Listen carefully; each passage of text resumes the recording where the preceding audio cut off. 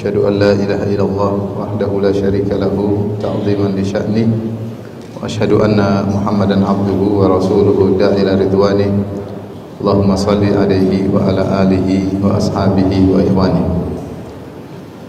Hadirin dan hadirat, para jamaah Masjid Al-Ukhuwah yang dirahmati oleh Allah Subhanahu wa taala. Kita melanjutkan bahasan kita tentang kitab Al-Kabair, ya, tentang dosa-dosa besar, ya. Kita mengenal dosa-dosa tersebut untuk kita jauhi, ya. Dan kita sampai pada Al-Kabirah Ats-Tsalitsah wal Khamsun, dosa besar ke-53. Libasul harir wadz-dzahabi lirrajul, yaitu memakai kain sutra atau dan emas bagi lelaki. Kain sutra dan emas bagi lelaki. Sebagaimana kita tahu bahwasanya hukum asal berpakaian adalah halal dengan model pakaian apapun dengan syarat tidak melanggar syariat, ya. Nabi sallallahu alaihi wasallam bersabda, "Qul walbas wa tasaddaq min ghairi mikhyalah," ya.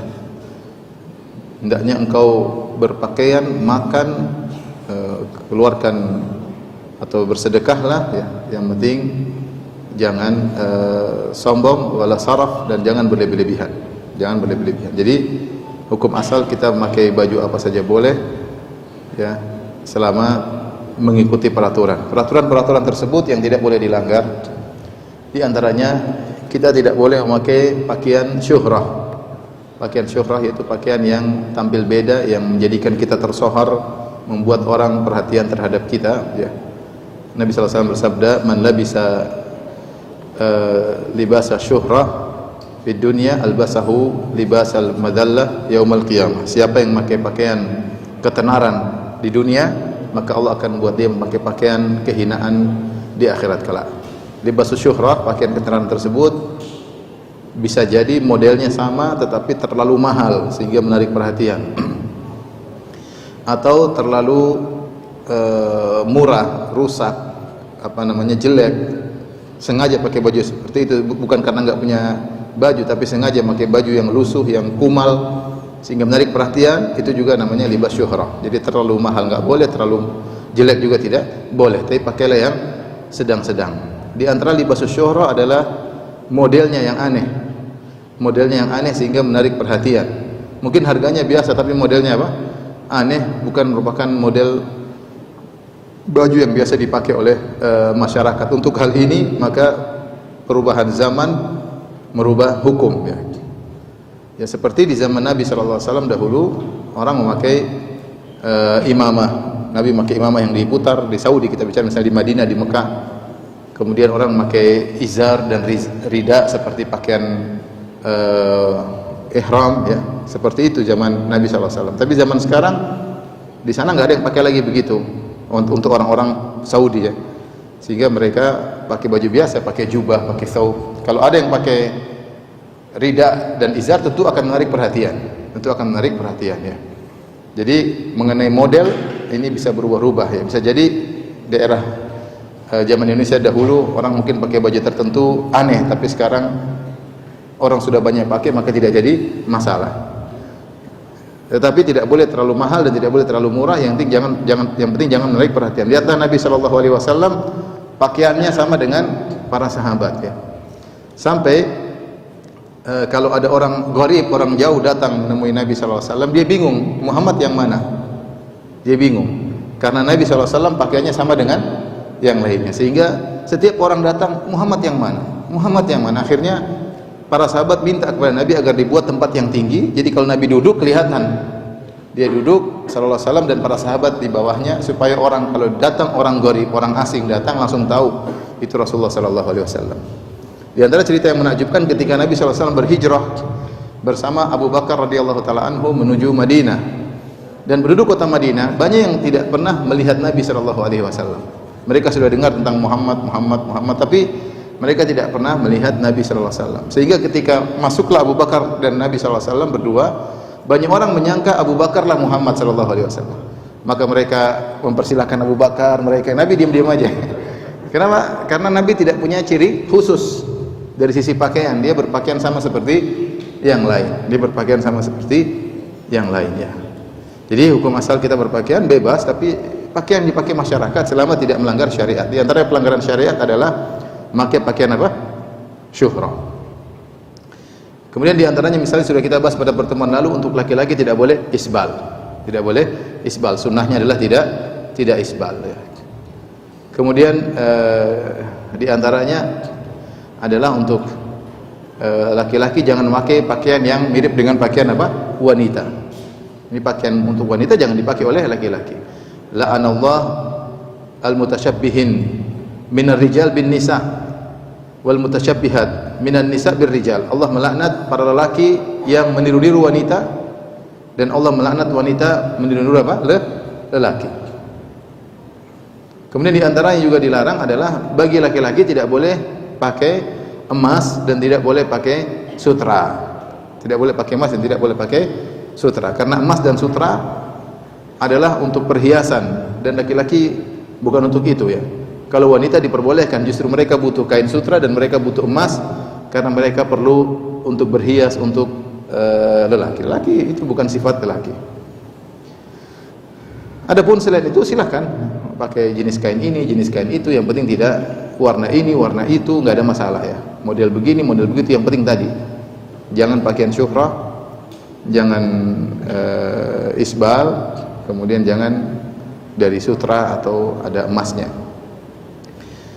Al-Imam Az-Zahabi rahimahullah ta'ala membuka bab ini atau dosa besar yang ke-53 ini dengan firman Allah, qala Allah Ta'ala wa libasut taqwa dzalika khair. Dan pakaian ketakwaan itu lebih baik ya. Ya. Ini isyarat bahwasanya pakaian itu baik, tetapi pakaian ketakwaan lebih baik daripada pakaian itu sendiri. Sehingga isyarat bahwasanya seorang perhatian terhadap pakaian, tetapi kepada ketakwaan lebih utama ya. Ya bani Adam, khudhu zinatakum inda kulli masjidin wa kulu washrabu wa la tusrifu innahu bukan ayat sebelumnya itu, qad anzalna alaikum libasa yuwari ya bani Adam, qad anzalna alaikum libasa yuwari sawatikum wa risha wa libasut taqwa dzalika khair, dalam surat Al-A'raf. Wahai anak-anak Adam, sungguh kami telah turunkan bagi kalian pakaian yang menutup aurat kalian dan untuk perhiasan. Artinya silakan pakai pakaian. Setelah itu Allah mengatakan yang lebih penting lagi walibasut taqwa. Kalian harus memakai ketakwaan. Takwa ibarat adalah pakaian. Jangan kalian sibuk memperhatikan pakaian, lupa dengan ketakwaan. Sehingga ketika kalian berpakaian hendaknya bertakwa. Ketika kalian berpakaian hendaknya bertakwa, jangan melanggar aturan syariat. Di antara bentuk berpakaian tidak bertakwa adalah memakai sutra atau memakai emas bagi lelaki. Jadi ini ayat memberi peringatan bagi kita bahwasanya perhatian sama pakaian kita suka keindahan, suka pakaian yang indah, suka pakaian yang halus. Kalau pakaian yang terlalu tebal atau kasar tidak enak, tapi tetap harus menjaga ketakwaan, jangan melanggar. Ya. Di antara bentuk pelanggaran pakai pakaian dari harir yaitu sutra dan atau pakai emas. Kemudian Al-Imam Az-Zahabi membawakan firman Allah, membawakan hadis Nabi sallallahu alaihi wasallam, wa qala Nabi sallallahu alaihi wasallam, man labisal harira fid dunya lam yalbasu fil akhirah. Siapa yang memakai kain sutra, maksudnya laki-laki di dunia, dia pakai di dunia, lam yalbasu fil akhirah, maka dia tidak akan pakai kain sutra di akhirat. Padahal kain sutra adalah pakaian bagi penghuni surga. Ini ancaman bahwasanya jika dia memakai kain sutra di dunia, dikhawatirkan dia tidak masuk surga. Karena yang memakai kain sutra di akhirat adalah penghuni apa? Penghuni surga. Penghuni surga. Jadi ini menunjukkan memakai kain sutra bagi laki di dunia dosa besar. Adalah dosa besar karena terancam tidak memakai kain tersebut di akhirat kelak. Ini dalil bahwasanya memakai sutra bagi laki-laki dosa besar. Wa qala sallallahu alaihi wasallam, apalagi ada ancaman yang lebih daripada itu, kata Nabi sallallahu alaihi wasallam, innama yalbasul harira fid dunya man la khalaqa lahu fil akhirah, rawahul Bukhari. Sungguhnya yang pakai kain sutra di dunia, laki-laki yang pakai kain sutra di dunia adalah laki-laki yang tidak dapat bagian di akhirat. Ya, tidak dapat bagian di akhirat. Ini maksudnya masuk neraka. Kalau bahasa sederhananya, siapa yang pakai kain sutra di dunia tidak akan dapat bagian kebaikan di akhirat, berarti masuk neraka. Ini juga dalil yang sangat tegas yang menunjukkan bahwasanya pakai kain sutra bagi lelaki hukumnya adalah dosa besar. Wa qala sallallahu alaihi wasallam, hadis berikutnya Rasulullah SAW bersabda, "Hurrima libasu dhahabi wal hariri ala dhukuri ummati wa uhilla li inathihim." Disahihkan oleh Tirmidzi. Diharamkan memakai emas dan kain sutra bagi lelaki dari umatku dan dihalalkan bagi wanita-wanita dari umatku. Ini pembedaan hukum antara laki dengan wanita. Kalau wanita silakan pakai emas, silakan pakai kain sutra karena mereka memang butuh untuk berhias di hadapan suami mereka, sehingga mereka perlu memakai emas, perlu memakai kain sutra. Ya, kalau laki-laki buat apa? Pakai emas, pakai kain sutra, enggak perlu ya. Maka dilarang. Ya, nanti lama-lama kalau sudah suka pakai kain sutra, kemudian sudah suka pakai emas berhias ke sana kemari, lama-lama pakai liven ya. Lama-lama pakai liven. Ya, jadi bencong akhirnya. Ya, karena sudah terbiasa dengan itu, lemah gemulai akhirnya menjadi bencong ya. Itu bukan kerjaan laki-laki. Laki-laki ya tidak perlu seperti itu ya.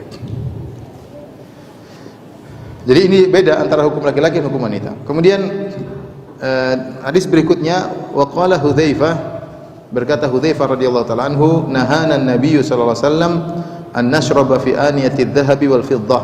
Nabi sallallahu alaihi wasallam melarang kami untuk minum dari bejana, gelas misalnya yang terbuat dari emas dan perak.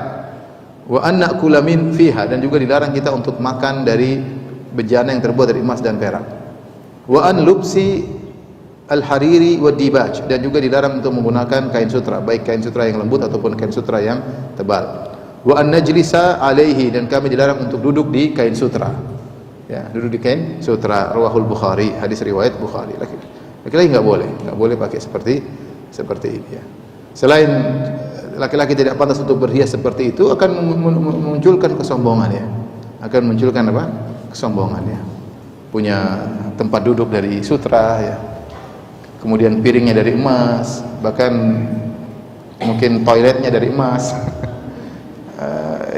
Gimana orang tidak sombong punya rumah seperti itu, mewah, piringnya dari emas, gelasnya dari emas. Kita cari emas setengah mati, mau belikan istri setengah mati, dia gelas dari emas, masya Allah. Ya, gimana ya? Nah, akhirnya ya namanya manusia, dia tidak kuat untuk mengontrol hatinya ya. Lama-lama bisa memunculkan kesombongan, karena itu bentuk taraf ya, untuk berlebih-lebihan, hidup glamor. Dan kita, Nabi SAW melarang kathiran minat taraf. Rasulullah SAW melarang hidup kebanyakan glamor, tidak boleh. Meskipun kita punya duit, tidak boleh. Punya duit berlebihan untuk sedekah, untuk dakwah, untuk fisabilillah, bukan untuk hidup bermewah-mewah pada kehidupan yang akan kita tinggalkan ini. Kemudian hadis berikutnya, waqala sallallahu alaihi wasallam, Rasulullah SAW bersabda, man syariba fi aniyati dhahabi wal fiddah innama yujarjiru fi batni nar jahannam. Siapa yang minum menggunakan bejana, itu gelas ya, dari emas dan perak, innama yujarjiru, sungguhnya dia telah memasukkan, menggoyang-goyangkan, fi batnihi nar jahannam. Artinya dia memasukkan api, dan api itu bergejolak dalam perutnya. Mengerikan ya. Berarti menunjukkan minum pakai gelas emas, gelas perak, dosa besar. Karena ketika dia minum pakai gelas perak atau gelas emas tersebut, sungguhnya dia memasukkan api dalam perutnya, dan api tersebut bergejolak, yujarjiru, bergejolak dalam perutnya. Waliyadzubillah ya. Ini dosa besar. Sama seperti firman Allah Subhanahu wa taala, innal ladzina ya'kuluna amwalal yatama dzulman innama ya'kuluna fi butunihim nara. Sungguhnya orang-orang yang memakan harta anak yatim dengan cara zalim, sungguhnya dia memakan api dalam perutnya. Sama minum dengan gelas emas atau gelas perak.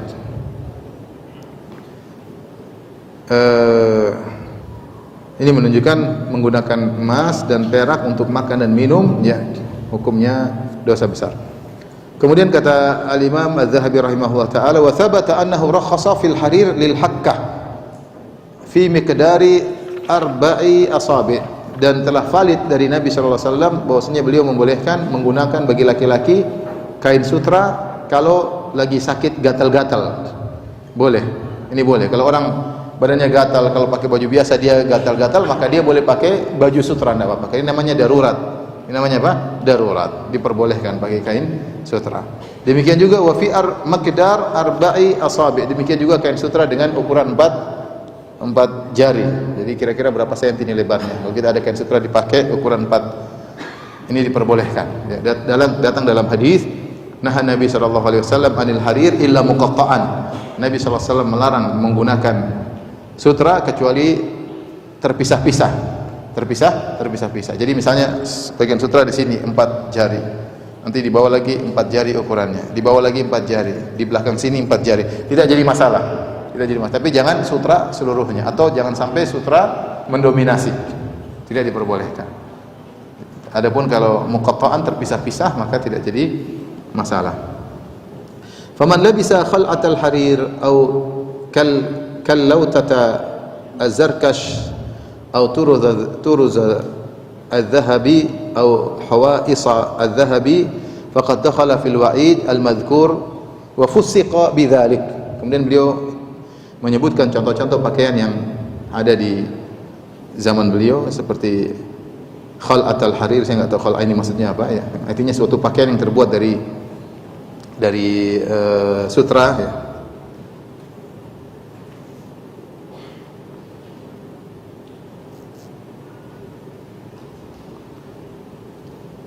Pakaian ya.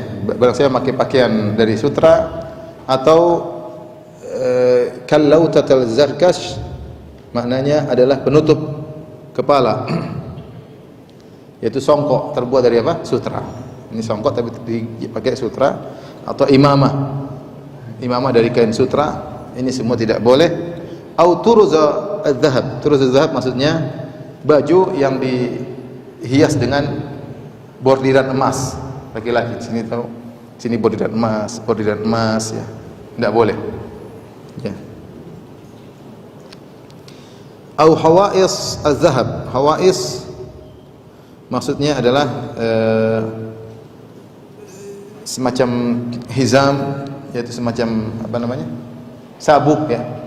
Terbuat dari emas, terkadang pakai baju terus dikasih, atau ke sarung terus kasih sabuk, sabuknya dihias dengan apa?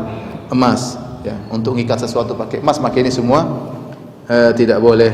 Faqad dakhala fil wa'id al-mazkur. Maka orang yang menggunakan ini semua, apakah songkok dari sutra, sorban dari sutra, atau baju yang dikasih bordiran sutra, bordiran emas, atau ikat pinggang yang menggunakan bordiran emas, maka semuanya masuk dalam ancaman Nabi sallallahu alaihi wasallam, yaitu terancam dengan neraka jahanam ya. Wa fusiqa bidzalik, dan orang yang sengaja memakai hal tersebut dianggap orang fasik. Dianggap orang fasik karena dia telah terjerumus dalam dosa besar. Baik, para ulama menyebutkan tentang emas ya. Emas ada dua kondisi ya, ada dua kondisi. Kondisi pertama, jika emas tersebut, bagaimana menggunakan emas yang sedikit? Ini ada khilaf. Kalau emas yang banyak, semua sepakat lelaki pakai emas yang banyak, hukumnya haram. Tetapi kalau emasnya sedikit, bagaimana hukumnya? Ada dua kondisi. Pertama, emas sedikit tapi dia bersendirian. Bersendirian maksudnya misalnya cincin tipis tapi emas. Laki-laki nggak boleh. Ya. Atau entah pakai bros, entah pakai apa, peniti emas dia pakai misalnya, ya satu hal yang sendiri, maka ini sepakat tidak diperbolehkan. Tidak diperbolehkan. Khilaf ulama tentang emas yang dia bukan bersendirian tapi dia mengikuti yang lain. Contoh, cincinnya emas tapi di tengahnya matanya cincinnya perak, laki-laki kan boleh pakai perak, cincin perak, tapi matanya pakai emas misalnya. Atau jamnya bukan emas tapi kemudian ada emasnya dikit seperti itu. Ini boleh atau tidak? Maka khilaf di kalangan para ulama, sebagian mengatakan boleh, sebagian mengatakan haram.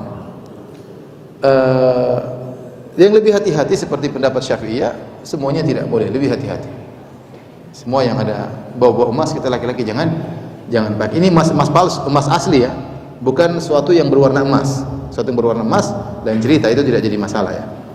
Tetapi kalau benar-benar emas sedikit, meskipun hanya nempel di songkok misalnya, ada sebagian daerah songkoknya ada emasnya ya. Kadang-kadang sedikit, kadang-kadang banyak ya. Seperti ini contoh khilaf. Ya, sebagian daerah ada songkoknya, ada emasnya. Kalau sedikit, ya ini khilafnya kuat. Tapi kalau udah banyak dia mendominasi, ya, nah ini jelas haram. Kalau dia sampai mendominasi hukumnya haram. Yang lebih selamat tinggalkan semuanya. Mau sedikit apapun kita nggak usah pakai. Itu lebih selamat. Dan emas diperbolehkan kalau digunakan dalam kondisi darurat.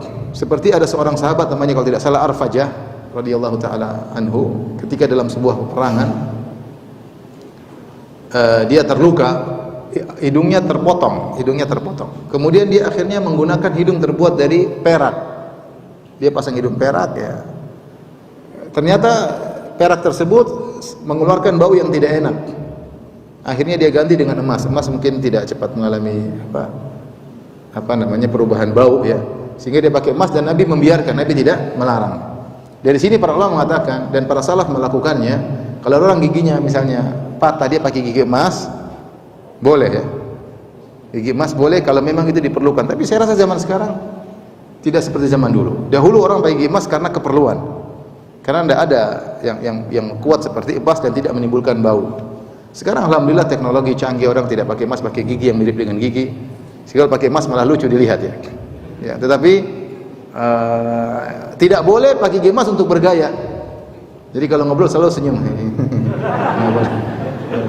Dia boleh kalau keperluan. Sebagaimana sahabat yang pakai hidung emas dan sebagian salaf menggunakan gigi dari emas karena darurat. Ya, karena keperluan, bukan untuk berhias. Ketika dia memakai gigi emas untuk berhias, maka terjerumus dalam larangan. Lelaki tidak boleh berhias dan berias dengan emas ya. Jadi saya ulangi, kondisi memakai emas ada 3. Yang pertama, ini emas kalau banyak ya tanpa darurat maka hukumnya haram. Kalau karena darurat maka boleh. Ya, karena darurat boleh, seperti tadi pakai hidung emas atau gigi emas ini boleh. Yang kedua, emas yang sedikit. Emas yang sedikit maka ada 2 kondisi. Yang pertama, emas sedikit tapi dia suatu benda yang tersendiri. Seperti peniti emas, seperti cincin emas. Ya, maka ini sepakat tidak boleh. Tetapi kalau dia tabi, hanya mengikuti sesuatu, seperti cincinnya perak tapi matanya emas. Seperti tadi mungkin ikat pinggangnya tapi ada bordiran emas sedikit seperti itu. Apakah boleh atau tidak? Maka ada khilaf. Sebab ulama mengatakan boleh, mereka mengkiaskan dengan sutra. Sutra sedikit kan boleh, emas sedikit juga boleh. Ini pendapat sebagian ulama.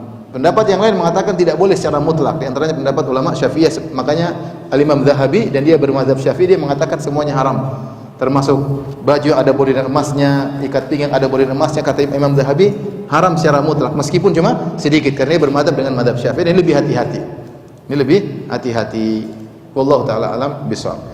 Adapun al-harir, adapun sutra bagi lelaki, kalau itu sutra palsu, sutra sintetis maka tidak jadi masalah. Yang dilarang adalah sutra apa? Sutra asli. Saya kapan pernah sholat, tahu-tahu ada yang kasih tahu, Ustaz itu sajadahnya sutra asli 100%. Aduh, ya nggak boleh laki-laki nggak boleh sholat di atas sutra. Tadi duduk di atasnya nggak boleh. Jadi karena kalau perempuan nggak ada masalah. Perempuan pakai sajadah sutra, pakai kain sutra, pakai kerudung sutra, nggak ada masalah. Yang penting jangan sombong.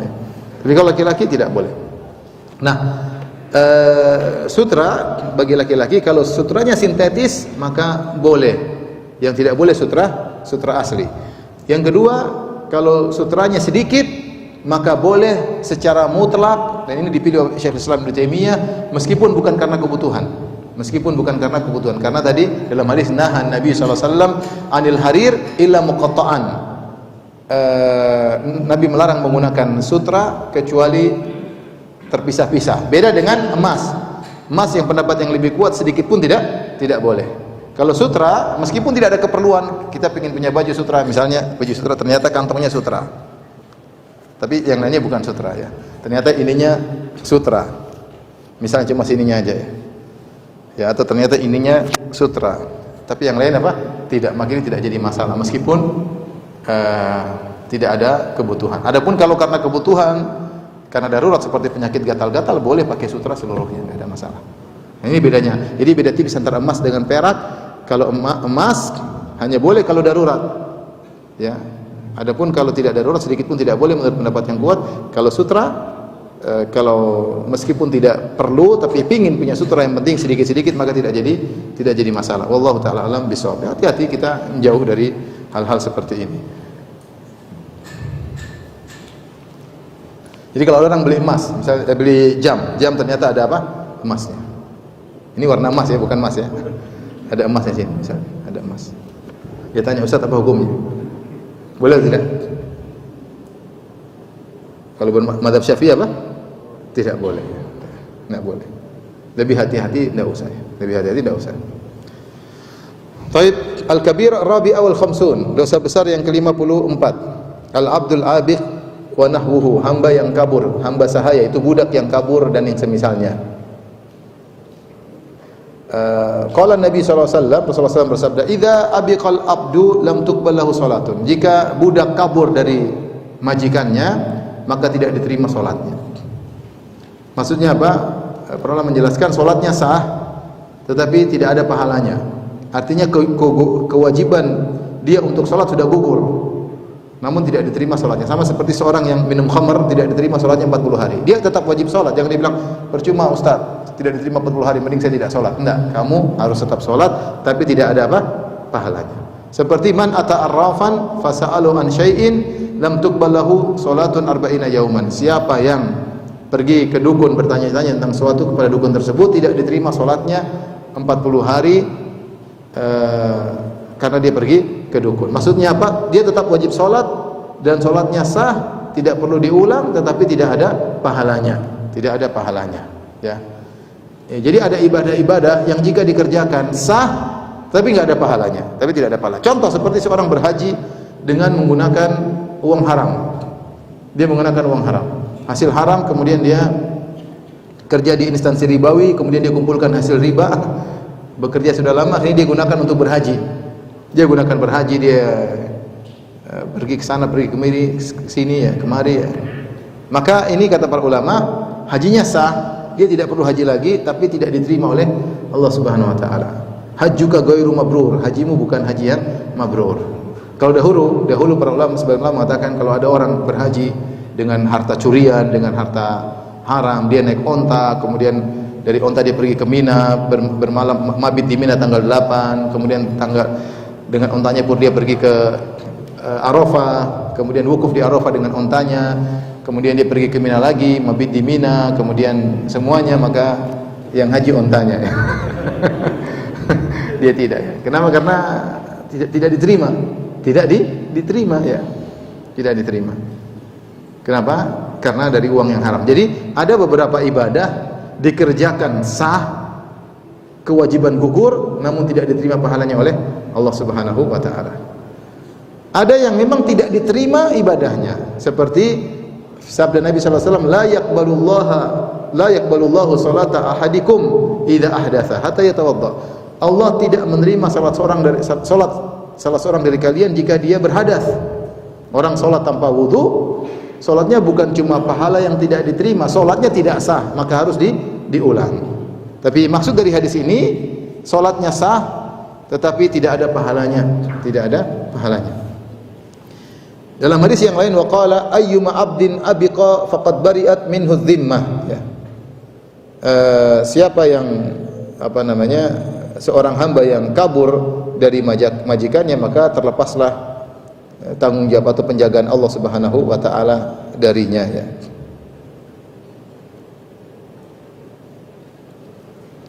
Seakan-akan dia terlepas dari Islam. Dhimmah itu maksudnya terlepas dari penjagaan, seakan-akan dia keluar dari Islam, tapi tidak, ya. Cuma dia melakukan dosa yang sangat besar. Kemudian Ibnu Khuzaimah dalam sahihnya meriwayatkan dari hadis Jabir, ya. Dari hadis Jabir radhiyallahu taala anhu, qala Rasulullah sallallahu alaihi wasallam, Rasulullah SAW bersabda, "Thalathatun la yaqbalullahu lahum salatan." 3 orang yang Allah tidak terima salatnya. Wala tas'adu lahum hasanah, dan kebaikannya tidak akan naik diterima oleh Allah. Jadi salat tidak diterima, kebaikannya tidak diterima. Mengerikan, bukan cuma salat, kebaikan juga tidak diterima. Siapa al-abdul abid hatta yarji'a ila mawalih? Adalah seorang budak yang kabur sampai kembali kepada majikannya. Kalau dia kabur, dia bersedekah, tidak diterima. Dia salat tidak diterima, dia puasa tidak diterima. Tidak akan diterima kebaikannya sama sekali. Harus kembali ke majikannya. Wal mar'atu sakhitu 'alaiha zawjuha hatta yarda. Wanita yang suaminya marah sama dia tidak akan diterima ibadahnya sampai suaminya ridha. Ibu-ibu, saya ulangi ya. Kalau budak tadi biarin aja sini, enggak ada masalah. Enggak ada budak di sini. Kalau ada budak kita beli budaknya. Enggak ada budak. Zaman sekarang udah enggak ada budak. Yang kedua, yang salatnya tidak diterima dan kebaikan tidak naik kepada Allah. Wal mar'atu sakhitu 'alaiha zawjuha. Wanita yang suaminya ngomel sama dia, marah sama dia, tidak akan diterima salatnya, tidak terima kebaikannya, sedekahnya enggak terima, mesem-mesem sama temannya, senyum-senyum enggak diterima senyumannya ya. Hatta yarda, sampai suaminya ridha. Wasakranu hatta yashuwa, dan seorang yang mabuk sampai dia sadar. Seorang mabuk sampai dia sadar ya.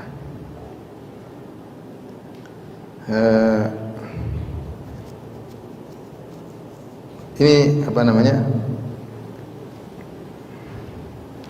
Hadis yang mengerikan ya. Tetapi hadis ini didhaifkan oleh Syekh Masyhur Hasan Salman ya. Dalam sebagian riwayat yang lain, bukan dengan riwayat ini, tapi salah satu la turfa'u lahum salatuhum, 3 orang yang salatnya tidak akan terima, fawqa ru'usihim, yaitu yang pertama yang hadisnya hasan, yaitu rajulun amma qauman wa hum lahu karihun, seorang imam mengimami suatu kaum tapi semua enggak suka sama dia. Ini salat imam ini tidak diterima. Yang kedua,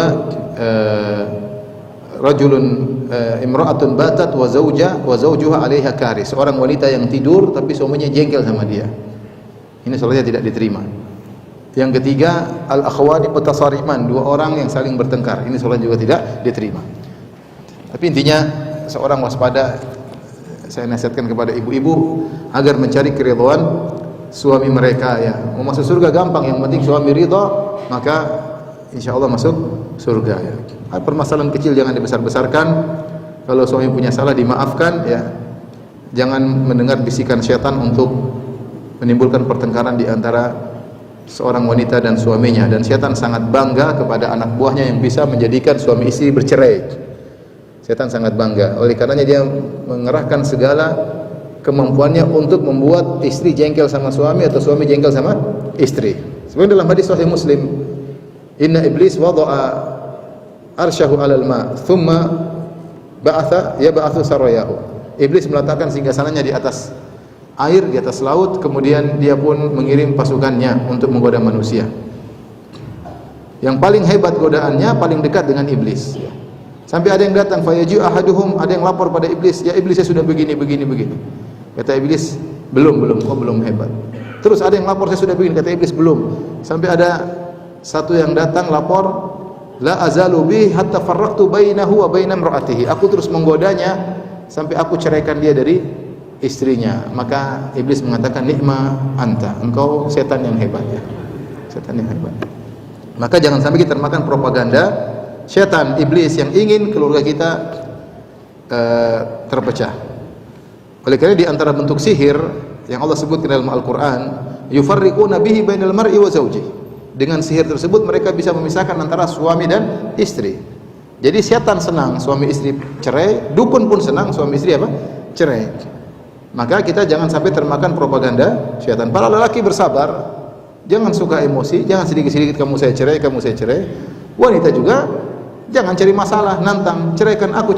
Kalau kamu jantan, memang kamu betina bilang. Justru kalau kita jantan, kita jangan ceraikan ya.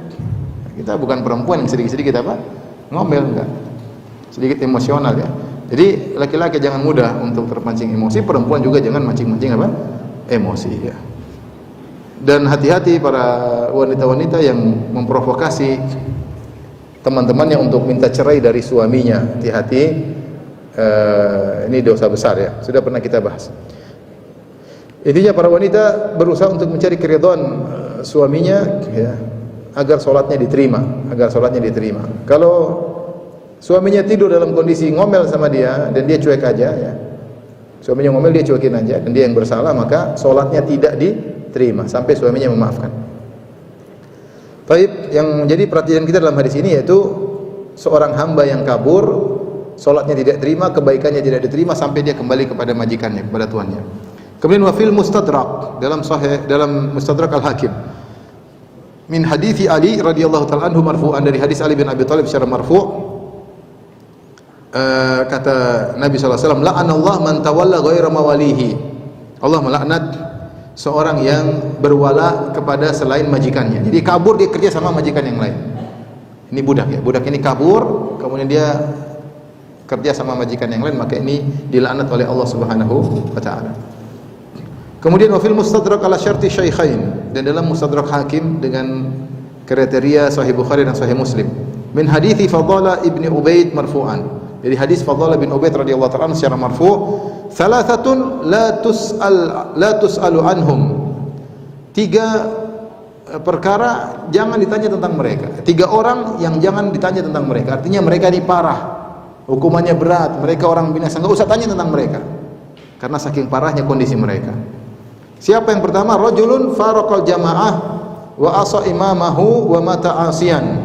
Seorang yang keluar dari jamaah kaum muslimin, memberontak, dia memberontak terhadap pemimpinnya dan dia mati dalam kondisi bermaksiat. Ini yang pertama. Wa abdun abaqa famata, seorang hamba yang kabur, budak yang kabur kemudian mati. Ini juga jangan tanya kondisinya bagaimana hari kiamat, mengerikan. Wa imra'atun ghaba anha zawjuha, yang ketiga, seorang wanita yang suaminya lagi tidak di rumah, waqad kafahal maunah, sementara suaminya sudah memberikan kebutuhannya, dikasih makanan, dikasih keperluannya, fatabarrajat, ternyata dia berhias di luar, keluar rumah berhias. Jangan tanya tentang bagaimana nasibnya di akhirat, kata Nabi sallallahu alaihi wasallam. Ini semua dosa besar. Yang pertama, 3 dosa besar. Yang pertama adalah seorang yang keluar dari jamaah, memberontak dari jamaah. Maksudnya dia keluar memberontak kepada seorang pemimpin muslim, dan yang dimaksud dengan imam kaum muslimin yaitu imam yang semua orang mengenal dia adalah pemimpin kaum muslimin, yang di tangan dia segala keputusan, kebijaksanaan, undang-undang yang berlaku di tangan dia. Dia yang memerintah, dia yang mengatur, itulah namanya imam kaum muslimin. Maka kaum muslimin tidak boleh memberontak dari imam yang seperti ini, penguasa yang seperti ini, karena terlalu banyak dalil yang menunjukkan, atau terlalu banyak kenyataan yang menunjukkan bahwasanya dampaknya sangat buruk sejak zaman dahulu sampai sekarang. Sejak zaman dahulu sampai sekarang ya. Maka tidak boleh seorang memberontak. Dahulu memang ada khilaf di kalangan para salaf. Ini diisyaratkan oleh Ibnu Taimiyah dan disebutkan oleh Ibnu Hajar. Dahulu memang sebagian salaf punya pendapat kalau ada pemimpin yang zalim maka boleh keluar. Maka dilakukan oleh sebagian sahabat seperti tidak taat kepada pemimpin tersebut. Contohnya dilakukan oleh Abdullah bin Zubair, contohnya dilakukan oleh Al-Husain bin Ali bin Abi Thalib, dan beberapa kejadian di zaman dahulu di mana sebagian orang berusaha keluar dari pemerintah yang dianggap zalim. Itu ijtihad mereka. Namun setelah itu telah sepakat ijma para ulama bahwasanya hal itu tidak boleh, karena dalil-dalil yang menunjukkan akan dilarangnya hal tersebut, dan kenyataan pahit yang terjadi. Semua pemberontakan yang terjadi akibatnya semakin apa? Semakin parah sejak zaman dahulu. Apa yang terjadi pada Husain? Apa yang terjadi pada Abdullah bin Zubair radhiyallahu ta'ala anhuma? Bagaimana pertumpahan darah di antara kaum muslimin? Pelajaran mereka beristihad, tapi pelajaran bagi kita untuk tidak kita mengulangi. Oleh karena setelah itu terjadi istaqarra. Para ulama telah sepakat bahwasanya tidak boleh memberontak kepada pemimpin yang sah, karena dampaknya sangat buruk, dan Islam dibangun melihat maslahat dan apa? Mudharat. Mau bernahi mungkar tapi kemungkaran yang timbul semakin parah, maka tidak boleh. Lihatlah yang terjadi di zaman kita. Libya, Suriah, Yaman, ya. Kondisi semakin buruk dan semakin apa? Buruk. Pertikaian, pembunuhan terus-menerus tidak berhenti sampai sekarang. Dualisme kepemimpinan seperti di Yaman. Di Libya juga demikian. Suriah, dengan jangan tanya sudah berapa juta kaum muslimin yang meninggal, berapa wanita yang diperkosa, betapa anak yang jadi korban. Ya. Artinya kalau pemimpin kafir pun seorang tidak boleh memberontak kecuali yakin bahwasanya maslahatnya besar. Itu kalau pemimpin kafir. Apalagi kalau pemimpin belum kafir, masih muslim ya. Oleh karenanya di antara dosa besar kata Nabi sallallahu alaihi wasallam itu seorang yang memberontak kepada penguasanya ya, mengajak orang untuk memberontak, terjadi pertumpahan darah dan yang lainnya, kemudian dia meninggal dalam kondisi bermaksiat, maka jangan kau tanya tentang nasibnya di akhirat kelak. Yang kedua, hamba yang kabur dari majikannya kemudian mati, maka jangan kau tanya nasibnya di akhirat. Yang ketiga, hati-hati, ini ibu-ibu lagi ya, wanita yang suaminya lagi enggak hadir di rumah, mungkin lagi bersafar, lagi di kantor, kemudian dia berhias, tabarruj, keluar rumah. Kata Allah kepada istri-istri Nabi, wala tabarrujna tabarrujal jahiliyatul ula. Janganlah kalian berhias tabarruj. Tabarruj artinya buruj, yaitu zuhur, keluar biar dilihat oleh lelaki. Harusnya wanita berhias untuk suaminya, tapi enggak, dia tabarruj, dia keluar untuk dilihat oleh laki yang lain. Ini wanita ini jangan kau tanya bagaimana nasibnya di akhirat, mengerikan. Maka saya bilang termasuk zaman sekarang, mungkin dia tidak keluar rumah, tapi dia bermaca, berrias, kemudian dia terbuka umum untuk orang melihatnya di Facebook. Hati-hati. Hati-hati. Yang sudah tahu bertobat kepada Allah Subhanahu wa taala. Ya, dia tidak keluar rumah tapi dia bertabarruj di media sosial. Apa bedanya? Di rumah mungkin ya cuma tetangga-tetangga, mungkin sudah bosan lihat dia. Tapi kalau di medsos yang lihat banyak, bisa ratusan, bisa ribuan. Ya ukhti, suami anti sudah memberi makanan kepada anti, buktinya anti gemuk ya. Sudah nyaman, badan sudah padat, kemudian dibelikan perhiasan, dibelikan liven dan macam-macam, harus anti pakai untuk berhias di hadapan orang lain, membuka sebagian aurat, berhias, menampakkan kecantikan, buat orang kalau lihat ngiler. Ini semua tidak boleh. Semua tidak boleh ya. Dia artinya apa? Berkhianat kepada suaminya. Yang aneh kalau ada suami yang suka seperti ini, suka memamerkan apa? Istrinya. Biar yang lain ikut ngiler, lihat apa? Istrinya.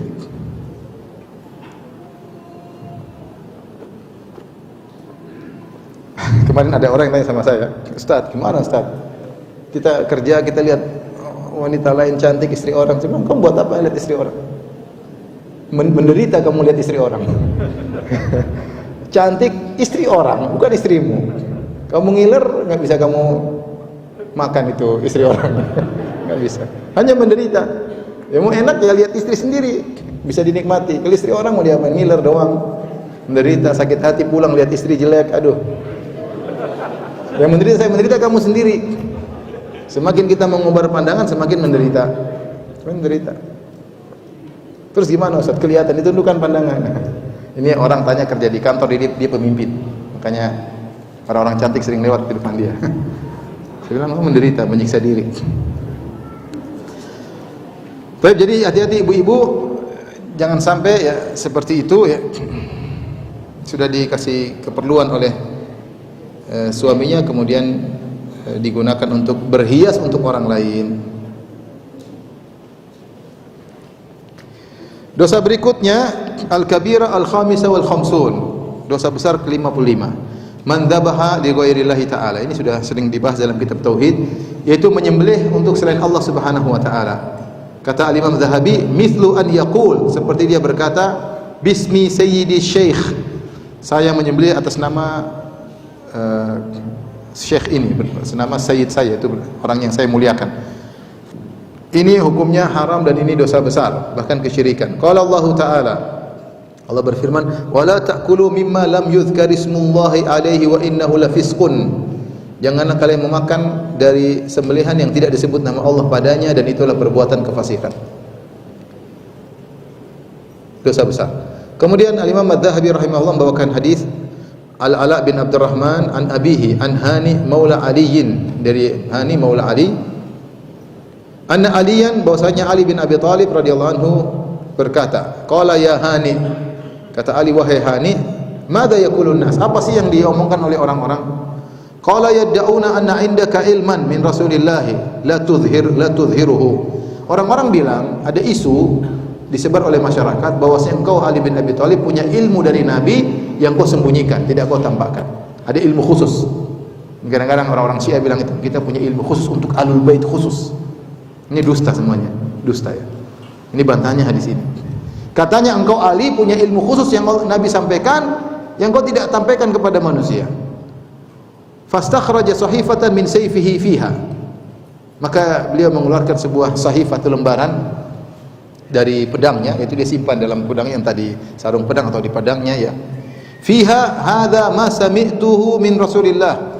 Di situ tertulis inilah yang aku dengar dari Nabi sallallahu alaihi wasallam. Tidak ada yang disembunyikan. La'anallahu man dzabaha li ghairillah. Ya Allah melaknat siapa yang menyembelih kepada selain Allah. Wa man tawalla ghairu mawalih. Siapa yang berloyal kepada selain majikannya, itu budak yang berloyal kepada selain majikannya. Wa la'anallahu al-fariqa al-aqa li walidayhi. Dan Allah melaknat orang yang durhaka kepada kedua orang tuanya. Wa la'anallahu muntaqisa manaril ardi. Orang Allah laknat orang yang merubah tanda-tanda jalan. Akhrajahul Hakim fi sahihi. Ya. Ini dalil bahwasanya Allah melaknat orang yang menyembelih kepada selain Allah Subhanahu wa taala.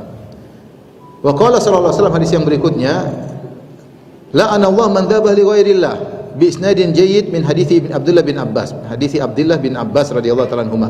Kalau tadi hadis Ali, ini hadis Abdullah bin Abbas. Nabi bersabda, la'anallahu man dzabah li ghairillah. Allah melaknat orang yang menyembelih kepada selain Allah dengan sanad yang jayyid. Ya.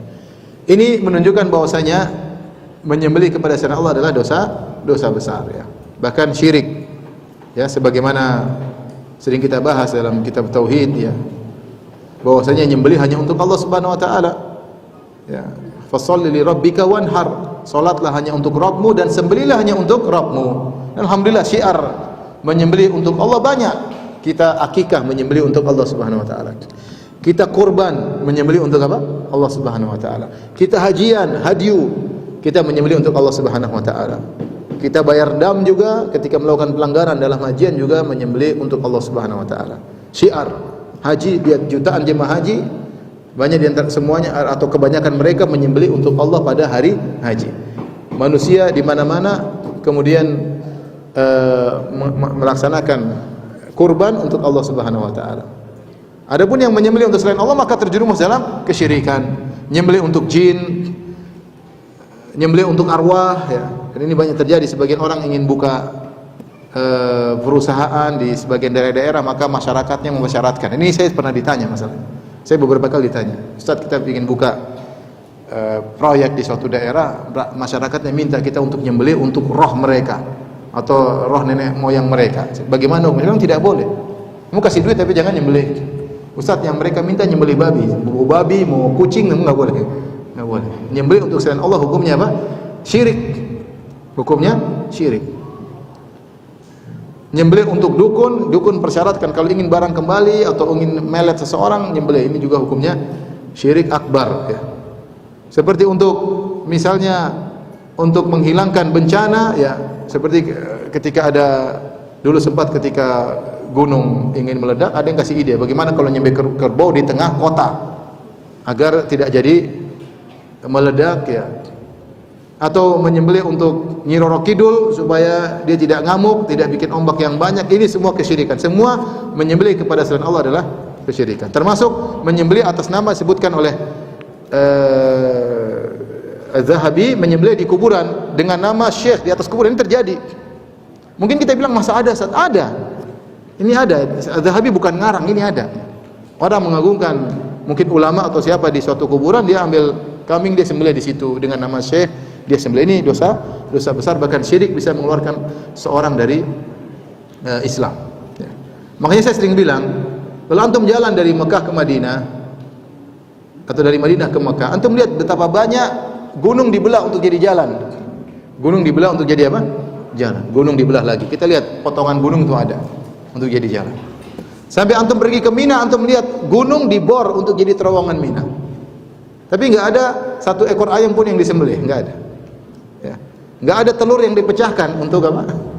Untuk pengeboran gunung tersebut, enggak ada. Sebagian kita, sebagian kaum muslimin ya, Bikin rumah saja nyembelih untuk jin. Saya pernah lihat sendiri masalahnya. Ayam hitam ini beli tanah kemudian bikin rumah, nyembelih ayam hitam. Saya lihat sendiri. Dituangkan ke tanah tersebut supaya kata dia penghuni tanah tidak mengganggu tuan tanah, kata mereka. Jin, syirik akbar seperti ini. Itu baru bikin rumah murahan ya. Apalagi kalau belah gunung, waduh. Ya. Maka ini syirik akbar, tidak boleh kita ikuti. Siapa yang melakukannya bisa keluar dari Islam dan terlaknat ya. Dan jangan kita ikut-ikutan melariskan acara-acara seperti ini ya.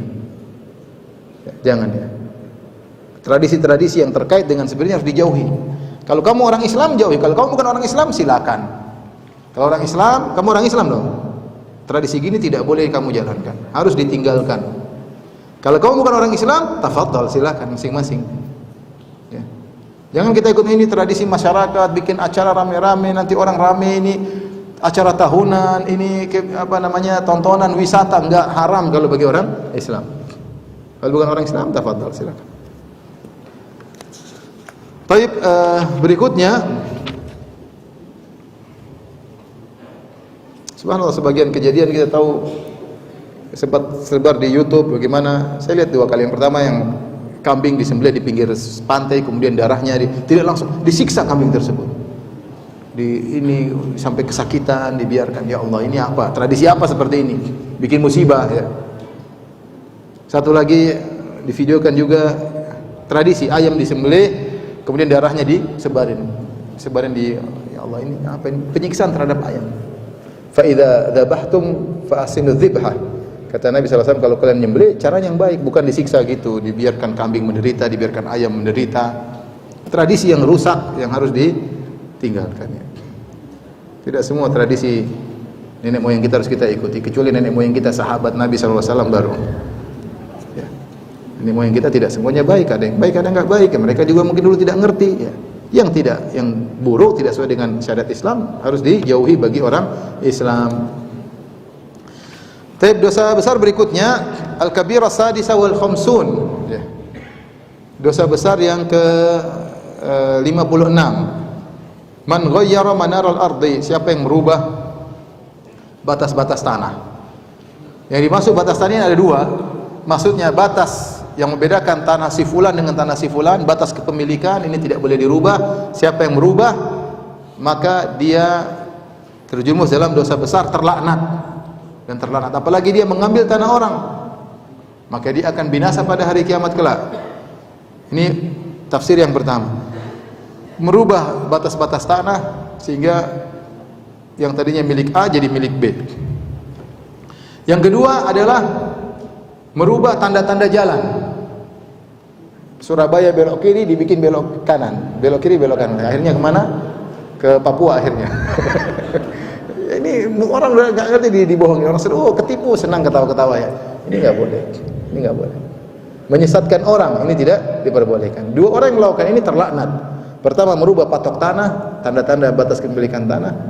Yang kedua adalah merubah tanda-tanda jalan. Tapi kita bacakan hadisnya.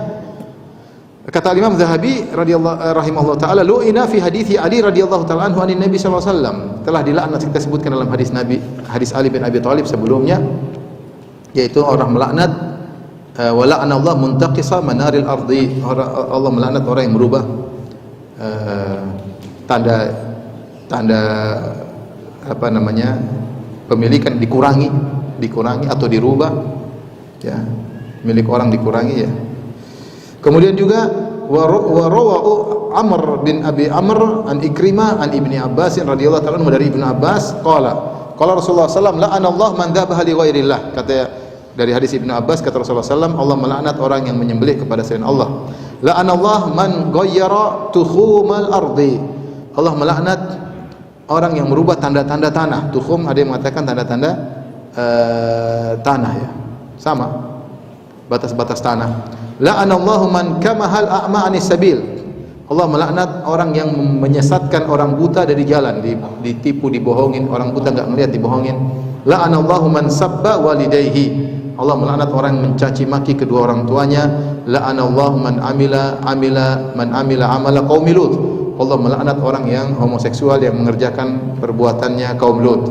Rawahu Abdul Aziz Ad-Darawardi an Amr wa zada fihi la'anallahu man waqa'a ala bahimah. Abdul Aziz Ad-Darawardi meriwayatkan dari Amr, ada tambahan, Allah melaknat orang yang bersenggama dengan hewan. Bersenggama dengan hewan, kelainannya. Baik, di sini dosa pertama adalah yang merubah patok tanah sehingga berubah kepemilikan. Dan ini dosa besar, bahkan meskipun cuma sedikit. Dalam hadis kata Nabi sallallahu alaihi wasallam, "Man akhadha minal ardi shibran, man akhadha shibran minal ardi zulman, tuwiqahu yaumal qiyamati sab'a aradin." Siapa yang mengambil satu jengkal tanah orang dengan cara yang zalim, bukan milik dia, dia pindahin patoknya, ya, maka dia akan dipikulkan bagi dia tanah 7 lapis tanah, 7 lapis bumi. Dipikulkan tanah tersebut berat, ya. Satu, bayangkan kita suruh mikul sekilo 2 kilo aja beratnya seperti apa, bagaimana lagi 7 lapis bumi seukuran satu jengkal tersebut. Ini menunjukkan dia akan terhina pada hari kiamat kelak, ya. Dan orang punya trik-trik macam-macam, ya. Ada yang patok tanah, dia hilangkan dulu, dia tanam pohon. Ini pohon, dia bilang, ini pohon saya yang tanam kok. Iya, tapi kamu tanam di tanah orang. Sehingga akhirnya pohon itu milik dia, akhirnya masuk meskipun cuma 20 cm, 30 cm. Ini dilakukan oleh sebagian orang. Dan itu saya lihat sendiri. Kasus yang pernah saya lihat seperti itu. Jadi dia punya tanah, dia tanam pohon di penghujung tanahnya. Sehingga pohon tersebut membesar dan dia bilang ini tanah saya karena pohon saya di sini. Ini kasus pernah saya hadapi. Subhanallah. Tamak cuma 20 cm, tapi bagi dia ya memang ya 20 cm lumayan banyak, ya. Mahal, tapi ya ini itu dosanya besar, ya. Apalagi kalau 20 cm kali 10 meter kan wah, lumayan. Dosa besar. Ini baru ngambil satu jengkal kali satu jengkal cuma sedikit. Satu jengkal berapa senti? 20 cm kali 20 cm. Bagaimana kalau mau nyaplok tanah orang 1 hektar? Subhanallah. Dosanya kayak apa? Ada orang kerjanya seperti itu, dia bikin apa namanya? Dia sengaja di tanah orang tidak begitu diurus, yang punya ternyata bukan orang hebat, bukan orang punya jabatan, dia caplok, dia bikin sertifikat baru. Nanti kasus kan? Kasus tidak apa-apa, dia bikin kasus, akhirnya dia dapat juga meskipun bukan tanah dia. Damai dia dapat duit. Kerjanya begitu. Saya pernah ke salah satu daerah, saya ketemu dengan direktur apa namanya yang di bandara namanya apa? Pengurus bandara namanya apa? Angkasa Pura, ya. Ketemu dengan direktur Angkasa Pura di satu daerah. Dia bilang, Ustaz, kita lagi sulit membebaskan tanah, Ustaz. Kenapa sulit? Waduh, Ustaz, satu tanah 3 sertifikat. Bingung gitu, ya. Ribut, kita bayar semua, duit terbatas, ini 3 sertifikat. Saya sampai kumpulkan mereka, saya bilang bagaimana satu tanah 3 sertifikat. Ada yang nyeletuk, Pak, biasa, bumi 7 lapis, ini masih 3 sertifikat, artinya 7 sertifikat. Bumi 7 lapis kata dia. Jadi enggak sepele, tapi dosa besar. Dosa besar. Masih kurang 4 sertifikat berarti. Katanya bumi 7 lapis. Ya Allah, ini gimana ya? Ngambil rampas tanah orang. Baru kemarin juga ada kasus, saat ini ada kasus orang tanahnya diserobot sama anak buahnya berhektar-hektar. Ya Allah, mengerikan, ya. Dosa besar, ya. Dosa besar, ya. Demikian juga merubah batas-batas tanah, merubah arah-arah jalan yang bisa menyesatkan orang, ini juga merupakan dosa besar. Tapi demikian saja, ikhwan dan akhwat yang dirahmati Allah Subhanahu wa taala. Yang bertanya saya persilahkan, ya.